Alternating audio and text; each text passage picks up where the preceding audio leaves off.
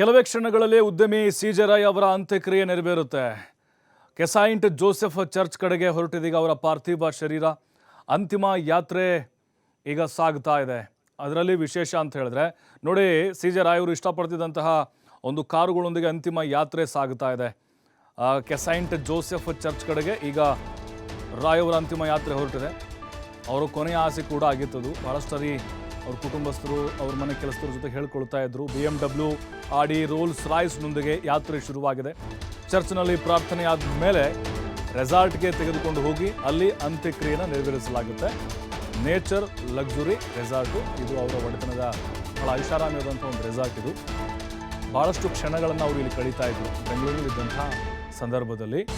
ಮತ್ತು ನೇಚರ್ನ ಬಹಳ ಇಷ್ಟಪಡ್ತಿದ್ರು. ಹಾಗಾಗಿ ನೇಚರ್ ಲಕ್ಸುರಿ ರೆಸಾರ್ಟ್ ಅಂಥೇಳಿ ಅದಕ್ಕೆ ಹೆಸರಿಟ್ಟಿದ್ದಾರೆ.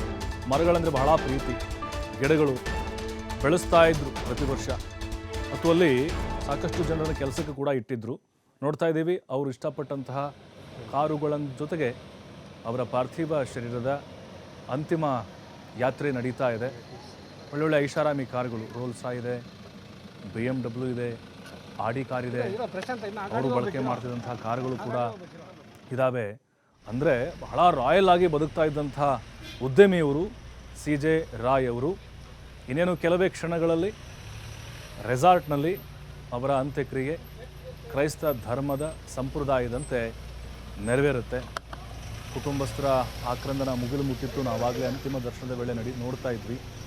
ಅವರ ಹಿತೈಷಿಗಳು, ಅವರ ಕಂಪನಿಯಲ್ಲಿ ಕೆಲಸ ಮಾಡುವಂತಹ ಸಿಬ್ಬಂದಿಗಳು, ಕೆಲವು ರಾಜಕಾರಣಿಗಳು, ಅವರ ಸ್ನೇಹಿತರು ಅವರ ಅಂತಿಮ ದರ್ಶನವನ್ನು ಪಡೆದಿದ್ದಾರೆ.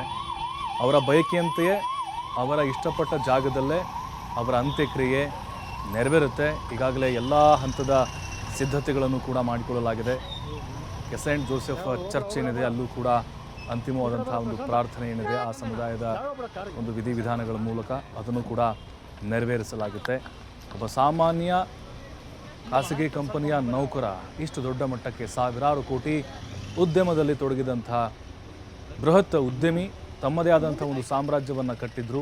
ಕಾನ್ಫಿಡೆಂಟ್ ಅನ್ನುವಂಥ ಒಂದು ಗ್ರೂಪು, ಅದರ ಮೂಲಕ ಸಾವಿರಾರು ಜನರಿಗೆ ಉದ್ಯೋಗವನ್ನು ಕೊಟ್ಟಿದ್ದರು ಮತ್ತು ಹಲವು ಸಹಾಯಗಳನ್ನು ಕೂಡ ಮಾಡಿದ್ದಾರೆ ಅಂಥೇಳಿ ಕೇಳಲ್ಪಟ್ವಿ ನಾವು. ಹಾಗೆ ಕೆಲವೊಂದಿಷ್ಟು ಪರ ವಿರೋಧ ಚರ್ಚೆಗಳು ಕೂಡ ನಡೀತಾ ಇದ್ದಾವೆ. ಆದರೆ ರಾಯ್ ಅವರ ಸಾಕಷ್ಟು ವಿಡಿಯೋಗಳನ್ನು ನೋಡಿದಾಗ ಅವರು ಐಷಾರಾಮಿ ಜೀವನವನ್ನು ಲೀಡ್ ಮಾಡ್ತಿದ್ರು ಅನ್ನೋದು ಕೂಡ ಗೊತ್ತಾಗುತ್ತೆ.